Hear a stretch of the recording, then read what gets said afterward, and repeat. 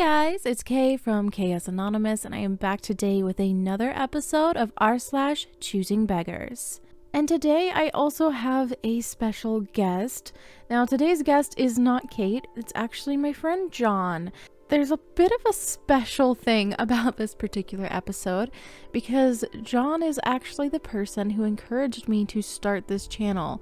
So it's kind of thanks to John that you guys are listening to me today. So that's really cool in my opinion. And it was the encouragement after my very first Choosing Beggars video that I put up.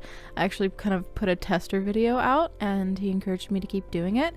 And so I thought that'd be really cool for us to collaborate on in r/ChoosingBeggars video. So here we go.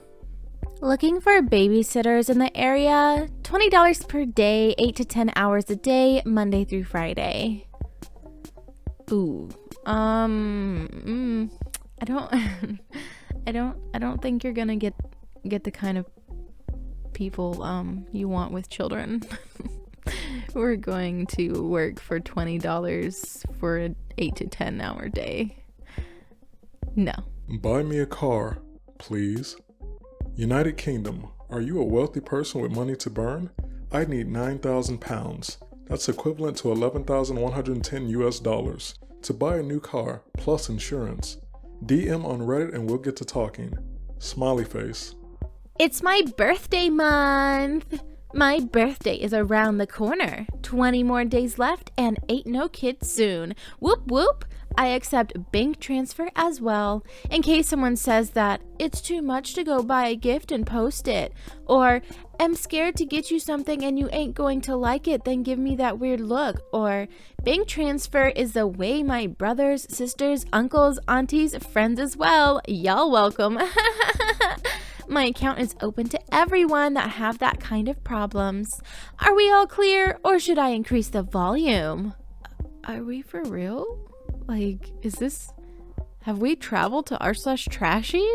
Like, wow. I don't even know what to say about that. That's just, Some background. My dad and I sometimes flip cars on the side to make a few extra bucks, and I try to be as upfront and honest about most cars we buy. One day we ended up buying a Chrysler 300C with 45,000 miles. The car was very clean, leather interior, moonroof, and black. But it had a few dents on the outside of the car and needed a new battery. So instead of just fixing the battery, me and my dad paid to have every dent on the entire car removed, which cost over roughly $1,500. Since it had several small door dents and one large dent on its front fender, the car would not sell at all. So I put it up for sale exactly how much we paid for it, including the work put into it, making absolutely no profit. I had a guy message me asking to see the car. I set aside a day and I showed him the car. He said he liked it, but wanted his mechanic to check it out. Me wanting to make him feel comfortable, said sure, come back with your mechanic to check the car out. He comes back a week later with his mechanic and they looked over the car for about an hour. And the mechanic said everything was good on the car, so the guy said he wanted to buy it. He came back later that week with his dad and his girlfriend. They test drove it one last time, paid for the car and took it home. That should be the end of it, right? Yeah, no. About a month later, I get a long message from him saying how the car is a piece of crap and hasn't run right since he drove it home. The check engine light came on. The alternator went bad. He needed to get more than one set of keys made, and some other things were wrong with the car. So he started saying how he wants his money back, and that I shouldn't have sold him a car with so many problems, and how I should pay him for taking the piece of crap car off my hands. I replied with, you came to my house 3 times, test drove the car 3 times, brought a mechanic to my house to check the car out. No. I'm not giving you your money back, to which he proceeded to say, you freaking scammed me. I'm coming to your house. I'm calling my lawyer. I'm gonna have you arrested. Some say he is still waiting for his money. He is. Hey Pat, the machine isn't working well at all. I don't know how much you were aware of when listed it, but it's not as you said. How would you like to arrange returning it and getting our money back? Sonia. Sonia, the machine was working perfectly when I listed it. I offered to run it for your friend to show him, but he declined. Are you using a good grinder for your beans? What is the machine doing that is not working well? It does not reach enough pressure and does not push all the water through, regardless of the grind. It leaves a soupy mess in the filter. There is a water leak from the pivot where the steam pipe connects. So, how do you propose getting the exchange done? Sonia. The pressure is 100% related to the grind size. What grinder are you using? Try using the dual wall basket if your grinder is not good enough to get a fine grind. The water left in the portafilter is normal, and it's even mentioned in the owner's manual. A quick Google search shows that people see this all the time, and there are no ill effects. The steam one was also not leaking before I sold it. There is a nut on top that can be tightened. Give that a try. Like I said, I gave the option of trying the machine out before buying, and it was declined. I have no way of proving that it wasn't damaged after your friend picked it up, so unfortunately I am not willing to return it. I can try to give you all the help you need via messages to try to resolve your problems, as I know the machine worked perfectly before it left my house. Pat, I know what I'm doing, and there is nothing wrong with the grind. From coarse to fine, the pressure does not come up. I suggest that you reconsider your position on this, Sonia. Fine grind does not mean anything to me. What type of grinder are you using? How many grams of coffee are you grinding? Are you using a single or dual shot? Have you tried the dual wall basket? What kind of beans are you using? How much tamp pressure? Could you take a video of the shot and email it to me? No, I'm not sending you a video. As I said, I know what I'm doing. I am also using a very high quality burr grinder. The issue is with the machine, and to suggest that I can't use the single shot option tells me that you knew there was a problem. I expect to return this, so all you need to do is suggest the best way to do it, Sonia. Sonia, I don't mean to offend you with my questions.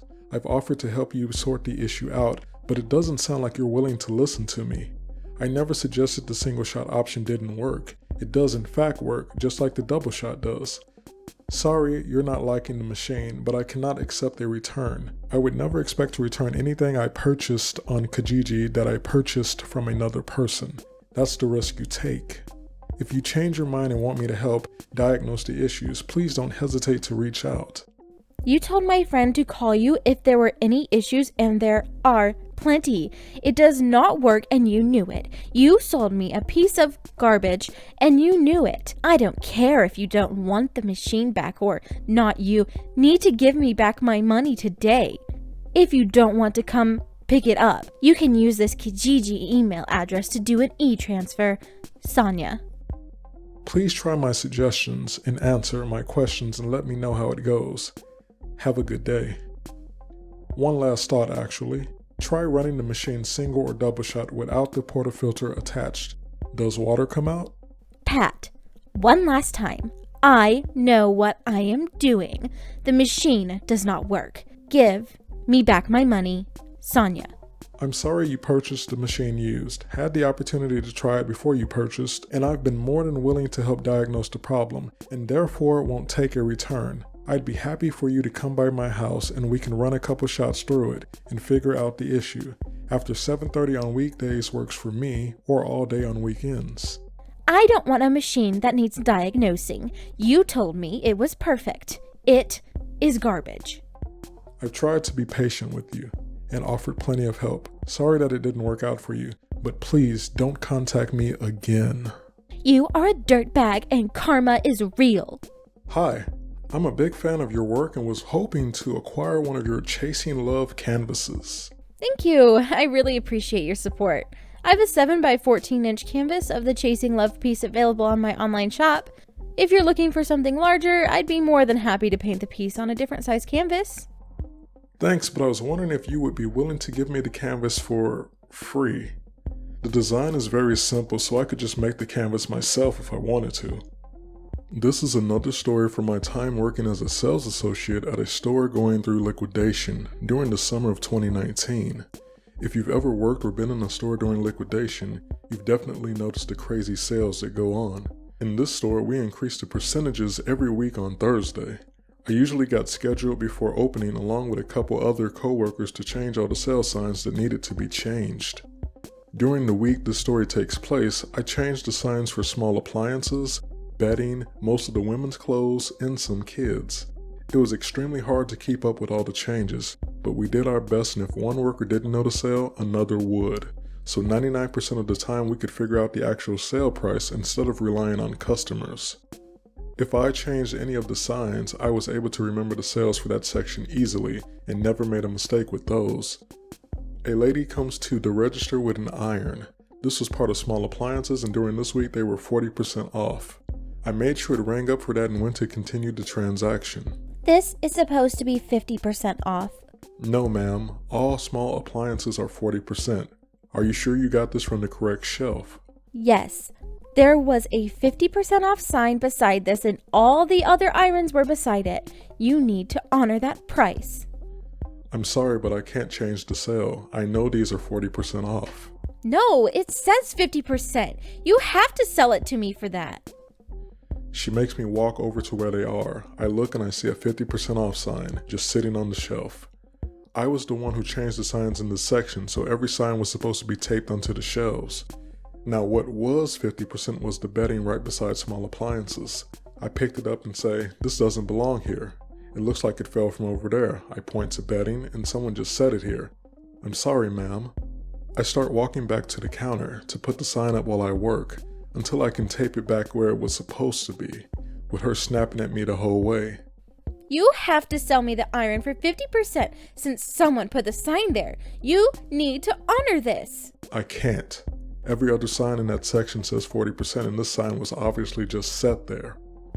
You people need to get better at your job then instead of putting the wrong signs everywhere. This is false advertisement. I'm going to go get your manager.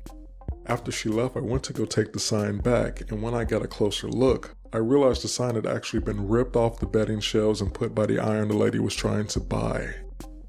I put two and two together and realized this crazy woman had tried to trick me into selling her the iron for cheap by switching signs around. Never saw my manager that day, and never saw her in the store again. So many people tried things like this while I was working, but none of them had ever actually switched signs around. It was actually pretty entertaining once I realized what the lady had done. Again, thank you so much to John for being awesome and helping me do this video. I hope that you all enjoyed it. If you did, go ahead and drop a like and let us know what you thought of this video. If you enjoyed having John on the channel, maybe want to hear him again in the future. Also, real quick, I'd like to thank my patrons. I have my face palmers up on the screen, as well as my crazy K's. Thank you guys so much for supporting me that way. Also, if you would like to submit a story to possibly be included in a future episode, you can send it to ksanonymous@gmail.com. All of that information can be found in the description box below. I'll talk to you in my next video. Bye!